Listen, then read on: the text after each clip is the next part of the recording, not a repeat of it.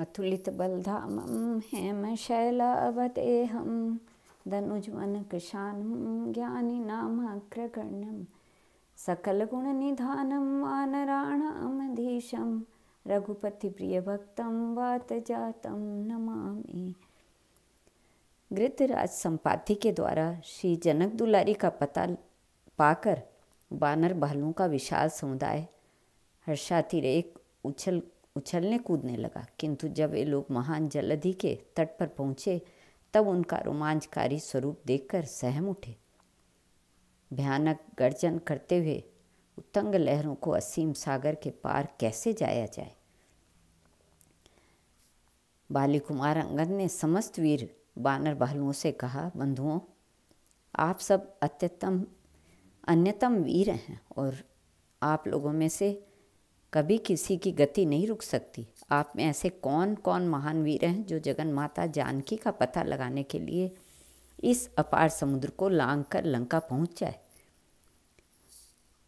इस प्रकार अंगद के वचन सुनकर सबसे पहले समस्त बानर भालू चुप हो गए, किंतु कुछ देर बाद गज नामक बानर ने कहा, मैं 10 योजन की छलांग मार सकता हूँ। इसी प्रकार गवाक्ष ने 20, शरभ ने 30, ऋषभ ने 40, गंधमादन ने 50, महेंद्र ने 60, द्विद ने 70, सुषेण ने 80 योजन तक छलांग मारने की बात कही। वयोवृद्ध ऋक्षराज जामवान ने कहा, पहले यौवन काल में मैं भी बहुत लंबी छलांग मार सकता था, किंतु अब वह शक्ति मुझ में नहीं रही। अंगद बोले, मैं समुद्र पार जा सकता हूँ, किंतु लौट पाऊंगा कि नहीं यह कहना संभव नहीं। अंगद के वचन सुनकर वाक्योविद वृद्ध जामवान ने उनकी प्रशंसा करते हुए कहा, यह अंगद, यद्यपि तुम इस कार्य के करने में पूर्ण समर्थ हो, किंतु तुम हम सबके नायक हो, अतः तुम्हें भेजना हमारे लिए उचित नहीं। अंगद ने उदास होकर कहा, तब तो समुद्र लांघना संभव नहीं प्रतीत होता। नहीं बेटा, भगवान श्री राम का कार्य अवश्य होगा। अंगद को समस्त आश्वासन करते हुए जामवान ने श्री अंजनानंदन की ओर देखा। वे सर्वथा मौन बैठे थे। ऋक्षराज को विदित था कि वे ब्रजांग श्री हनुमान श्राप के कारण अग्नितुल्य शांत हैं। उन्हें अपनी अपरिमेय शक्ति की स्मृति नहीं है, अन्यथा ये अपने स्वामी सुग्रीव को संकटग्रस्त देखकर भी चुप कैसे रहते। जामवान ने श्री हनुमान को उनकी शक्ति का स्मरण दिलाते हुए कहा, भगवान श्री राम के अनन्य भक्त ब्रजांग हनुमान, श्री राम के कार्य के लिए ही तुमने अवतार धारण किया है, फिर चुप क्यों बैठे हो। महावीर, तुम पवन के पुत्र हो, तुमने माता अंजना का दुग्धपान किया है। बाल्यकाल में ही तुम सूर्यदेव को अरुण फल समझकर उन्हें भक्षण करने के लिए एक ही छलांग में उनके पास पहुंच गए थे। ब्रह्मादि देवताओं ने तुम्हें अलौकिक वरदान प्रदान किए हैं। महावीर, केसरी किशोर, तुम अपरिमित शक्ति संपन्न हो, तुम्हारी गति अव्याहत है। यह विशाल जलधि तो तुम्हारे लिए नगण्य है। उठो, समुद्र को लांघकर लंका पहुंच जाओ, वहाँ माता सीता के दर्शन कर तुरंत लौट आओ। हम बानर भालुओं के जीवन की रक्षा कर लो। विवेक और ज्ञान के निधान वायुपुत्र, देखो, ये चिंतित और उदास असंख्य बानर भालू तुम्हारी ओर देख रहे हैं। जामवान के वचन सुनते ही भगवान की स्मृति में तल्लीन हनुमान जी को अपने बल और पराक्रम का स्मरण हुआया। तत्क्षण उनका शरीर पर्वताकार हो गया। उन्होंने अपने में अपार शक्ति का अनुभव कर भयानक गर्जना की। उस गर्जना से धरती, आकाश तथा समस्त दिशाएं काँप उठी। कनक बुधराकार पवन कुमार ने गरजते हुए कहा, बानरों, मैं भगवान की कृपा से आकाशचारी समस्त ग्रह नक्षत्र आदि को लांघकर आगे बढ़ जाने के लिए तैयार हूँ। मैं चाहूँ तो समुद्र को सोख लूँ, पृथ्वी को विदीर्ण कर दूँ और कूद कूद कर पर्वतों को विचूर्ण कर डालूँ। यह तुच्छ समुद्र मेरे लिए कुछ नहीं है। बताओ, मुझे क्या करना है। कहो तो मैं लंका में जाकर उसे उठाकर समुद्र में डुबो दूँ और माता सीता को यहाँ ले आऊँ, या कहो तो रावण सहित समूची लंका को जलाकर राख कर दूँ, अथवा कहो तो राक्षस राज रावण के कंठ में रस्सी बांधकर उसे घसीटते हुए यहाँ लाकर भगवान श्री राम के चरणों में पटक दूं, या केवल जगन माता जानकी को देखकर ही लौटाऊं। परम शक्तिशाली पवन कुमार के वचन सुन जामवान ने प्रसन्न होकर कहा, तात तुम सर्व समर्थ हो, किंतु तुम भगवान के दूत हो। तुम केवल सीता माता का दर्शन कर उनका समाचार लेकर चले आओ। इसके अनंतर भगवान श्री राम वहाँ जाकर असुर कुल का उद्धार करेंगे, उसकी पवित्र कीर्ति का विस्तार होगा और हम सभी प्रभु कार्य में सहायक होकर कृतार्थ होंगे। हम समस्त वानर भालुओं के प्राण तुम्हारे अधीन हैं। हम सब आतुरतापूर्वक तुम्हारी प्रतीक्षा करते रहेंगे। तुम शीघ्र आ जाओ। आकाश मार्ग से जाते हुए तुम्हारा कल्याण हो। तुम शीघ्र जाओ। वृद्ध वानर भालुओं के आशीर्वाद से प्रसन्न होकर महापराक्रमी शत्रुमर्दन श्री रामदूत हनुमान उछलकर महेंद्र पर्वत के शिखर पर चढ़ गए। उनके चरणों के आघात से पर्वत नीचे धंसने लगा और वृक्षों सहित पर्वत श्रृंग टूट टूट कर गिरने लगे। उस समय समस्त प्राणियों को वायुपुत्र महात्मा हनुमान जी महान पर्वत के समान विशालकाय, सुवर्ण वर्ण, अरुण के समान मनोहर मुख वाले और महान सर्पराज के समान दीर्घ भुजाओं वाले दिखाई देने लगे। समुद्र पार करने के लिए प्रस्तुत आंजनेय ने पूर्वाभिमुख होकर अपने पिता वायुदेव को प्रणाम किया। फिर उन्होंने भगवान श्री राम का स्मरण कर वानर भालुओं से कहा, वानरगण, मैं परम प्रभु श्री राम की कृपा से उनके अमोघ बाण की गति से लंका जाकर जगत जननी के दर्शन कर पुनः लौट आऊँगा। प्राणांत काल में प्रभु के नाम का स्मरण कर मनुष्य संसार सागर से पार हो जाता है। फिर मैं तो उनका दूत हूँ। उनकी अंगुली की दिव्य अंगूठी मेरे पास है और मेरे हृदय में उनकी मूर्ति तथा वाणी में उनका नाम विराजित है। फिर मैं इस तुच्छ समुद्र को लांघकर कृतकार्य हूँ। इसमें कौन बड़ी बात है। आप लोग मेरे लौटने तक कंदमूल का हार करके यहीं प्रतीक्षा करें। उस समय श्री वायुनंदन में तेज, बल और पराक्रम का अद्भुत आवेश था। देवगण जय जयकार और ऋषि शांति पाठ करने लगे। श्री आंजनेय ने दक्षिण की ओर अपनी दोनों भुजाएं फैलाई और बड़े वेग से आकाश में ऊपर की ओर उछलकर गरुड़ की भांति तीव्रता से उड़े। उनके वेग से आकृष्ट होकर कितने ही वृक्ष उखड़कर अपनी डालियों समेत उड़ चले। पुष्पित वृक्षों के पुष्प उनके ऊपर गिरे जैसे वे वायुपुत्र की पूजा कर रहे हों। पवनपुत्र श्री हनुमान को पवन की गति से श्री राम कार्य के लिए जाते देखकर सागर ने सोचा।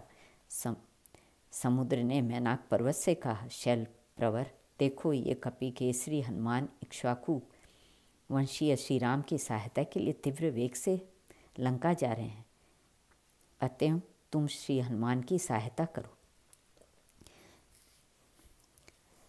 मैनाक ने अत्यंत आदर एवं प्रीतिपूर्वक हनुमान जी से आगे निवेदन किया, वायुनंदन, आपके साथ मेरा यह पवित्र संबंध है और आप मेरे माननीय हैं। आप दूसरे समुद्र से भी अपना विश्राम देने के लिए मुझे आज्ञा प्रदान की है। मैनाक के वचन सुनकर श्री आंजनेय ने अत्यंत प्रेम पूर्वक उत्तर दिया, मैनाक, आपसे मिलकर मुझे बड़ी प्रसन्नता हुई। मेरा आतिथ्य हो गया। मुझे अपने प्रभु के कार्य की शीघ्रता है, अतः मेरे लिए विश्राम करना संभव नहीं है। श्री केसरी किशोर ने हंसते हुए मैनाक का स्पर्श किया और तीव्रता से आगे बढ़ गए। श्री केसरी किशोर को श्री रामचंद्र जी के कार्य के लिए वेगपूर्वक लंका की ओर उड़कर जाते देख देवताओं ने उनके बल और बुद्धि का पता लगाने के लिए नागमाता सुरसा को भेजा। वह आकाश को स्पर्श करने वाला विकट मुंह बनाकर श्री हनुमान जी के मार्ग में खड़ी हो गई। हनुमान को अपनी ओर आते देख नागमाता ने कहा, महामते, मैं तीव्र क्षुधा से व्याकुल हूँ। देवताओं ने मुझे तेरे आहार के रूप में भेजा है। तुम मेरे मुख में आ जाओ, मैं अपनी क्षुधा शांत कर लूँ। श्री अंजनानंदन ने उत्तर दिया, माता सुरसा, मेरा प्रणाम स्वीकार करो। मैं आर्तत्राण परायण श्री रघुनाथ जी के कार्य के लिए लंका जा रहा हूँ। इस समय माता सीता का पता लगाने के लिए मुझे जाने दो। वहाँ से शीघ्र लौटकर तथा श्री रघुनाथ जी को माता सीता का कुशल समाचार सुनाकर मैं तुम्हारे मुख में प्रविष्ट हो जाऊंगा। किंतु श्री रामदूत के बल बुद्धि की परीक्षा के लिए आई सुरसा उन्हें किसी प्रकार आगे नहीं जाने देती थी। तब श्री हनुमान जी ने उसे कहा, अच्छा तू मुझे भक्षण कर। सुरसा अपना मुंह 1 योजन विस्तार फैलाया ही था कि श्री वायुनंदन ने तुरंत अपना शरीर 8 योजन बना लिया। उसने अपना मुंह 16 योजन विस्तृत किया तो पवन पुत्र ने 32 योजन। इस तरह अपना वह विकराल मुंह फैलाती बृहद काय श्री हनुमान उनके दुगने आकार के विशाल हो जाते थे। मुंह 100 योजन बनाया तब श्री वायुपुत्र अंगूठे के समान अत्यंत छोटा रूप धारण कर उसके मुख से प्रविष्ट हो गए और सुरसा अपना मुंह बंद करने ही जा रही थी कि श्री आंजनेय उनके मुख से बाहर निकल आए और विनयपूर्वक कहने लगे, माता मैं तुम्हारे मुंह से बाहर जाकर निकल आया। तुम्हारी बात पूरी हो गई। अब मुझे अपने प्रभु के आवश्यक कार्य के लिए जाने दो। सुरसा ने श्री राम दूत की केवल परीक्षा करना चाहती थी। उसने कहा, वायुनंदन निश्चय ही तुम ज्ञान निधि हो। देवताओं ने तुम्हारी परीक्षा के लिए मुझे भेजा था। मैं हृदय से तुम्हें आशीष देती हूँ। सुरसा देवलोक के लिए प्रस्थित हुई और उग्र वेग श्री मारुतात्मज गरुड़ के भांति आगे चले। मैनाक वंदित वानर शिरोमणि श्री रामदूत पवन के वेग से उड़ते जा ही रहे थे। मार्ग में सिंहिका राक्षसी समुद्र में मिली। जब उन्होंने नीचे दृष्टि डाली तो ऊपर से जल के ऊपर स्थूल शरीर वाली विकराल राक्षसी दिख पड़ी। बस विशाल काय हनुमान जी वेगपूर्वक सिंहिका के ऊपर कूद पड़े। भूधराकार महातेजस्वी महाशक्तिशाली पवन पुत्र भार वह राक्षसी कैसे सह पाती, पिसकर चूर्ण चूर्ण हो गई।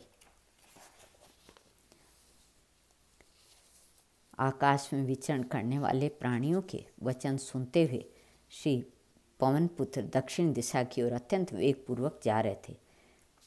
कुछ देर में ही वे निर्विघ्न लंका के उस तट पर पहुँचे जहाँ विविध प्रकार के सुगंधित पुष्पों और फलों से लदे वृक्षों के सुंदर बगीचे थे। आंजनेय ने एक बार चारों ओर देखा, फिर वे लंका में प्रविष्ट होने के लिए विचार करने लगे। रात्रि में सूक्ष्म वेग में इस दुरह दुर्ग के भीतर मेरा प्रवेश करना हितावह होगा। आंजनेय ने उछलकर एक पर्वत पर चढ़ गए और वहीं से लंकापुरी को देखने लगे।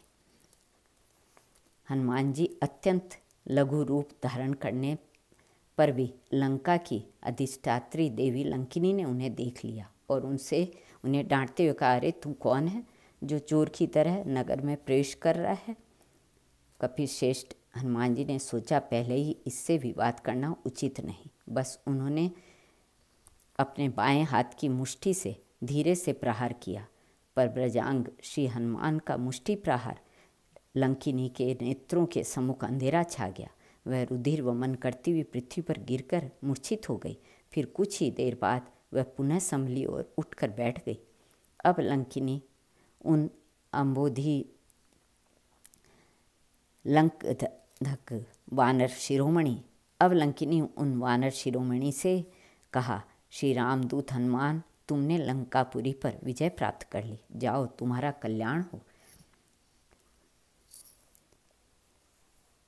आज मैं धन्य हूँ। मेरे हृदय में विराजमान दर्शन नंदन श्री राम मुझ पर सदा प्रसन्न रहें। परम बुद्धिमान वानर शिरोमणि वायुनंदन ने अत्यंत छोटा सा रूप धारण कर लिया और फिर वे करुणामय प्रभु का मन ही मन स्मरण कर विकट असुरों से सुरक्षित दुर्मेध लंका में प्रविष्ट हुए। श्री कृष्णार्पणमस्तु।